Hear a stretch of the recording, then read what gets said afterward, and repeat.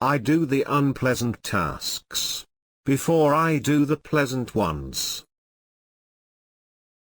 Pain is only bearable if we know it will end, not if we deny it exists. When a man finds that it is his destiny to suffer, his unique opportunity lies in the way he bears his burden.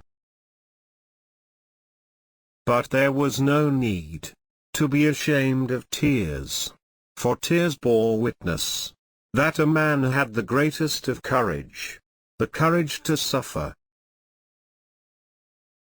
The last freedom is choosing your attitude.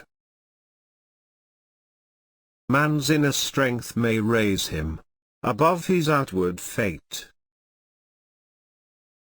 Man is not fully conditioned and determined, but rather determines himself, whether he gives in to conditions or stands up to them. When a man cannot find meaning, he numbs himself with pleasure. A man's concern, even his despair, over the worthwhileness of life is an existential distress, but by no means a mental disease. In times of crisis, people reach for meaning. Meaning is strength. Our survival may depend on our seeking and finding it. As for the concept of collective guilt, I personally think that it is totally unjustified to hold one person responsible for the behavior of another person or a collective of persons. Man can only find meaning for his existence in something outside himself. If there is meaning in life at all, then there must be meaning in suffering. Every human being has the freedom to change at any instant. God is the partner of your most intimate soliloquies. Ultimate freedom is a man's right to choose his attitude. The more one forgets one's own self, the more human the person becomes. The point is not what we expect from life, but rather what life expects from us.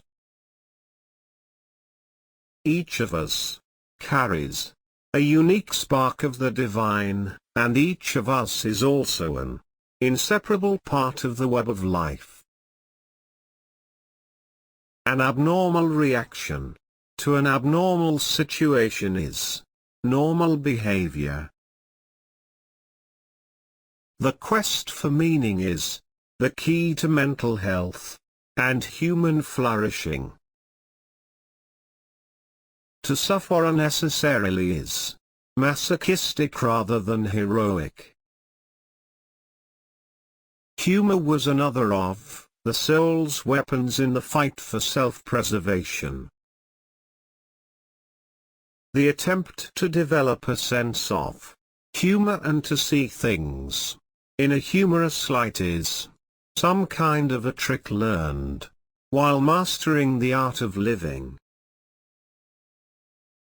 Self-actualization cannot be attained if it is made an end in itself, but only as a side effect of self-transcendence. No man should judge, unless he asks himself in absolute honesty, whether in a similar situation, he might not have done the same. It is here that we encounter the central theme of existentialism: to live is to suffer, to survive is to find meaning in the suffering. Even when it is not fully attained, we become better by striving for a higher goal. We can discover this meaning in life in 3 different ways. 1. By doing a deed. 2. By experiencing a value, and 3. By suffering. Man's main concern is, not to gain pleasure, or to avoid pain, but rather to see a meaning in his life. Love is the only way to grasp another human being, in the innermost core of his personality. Life asks of every individual a contribution, and it is up to that individual to discover what it should be. You don't create your mission in life, you detect it. Life ultimately means taking the responsibility to find the right answer to its problems and to fulfill the tasks which it constantly sets for each individual.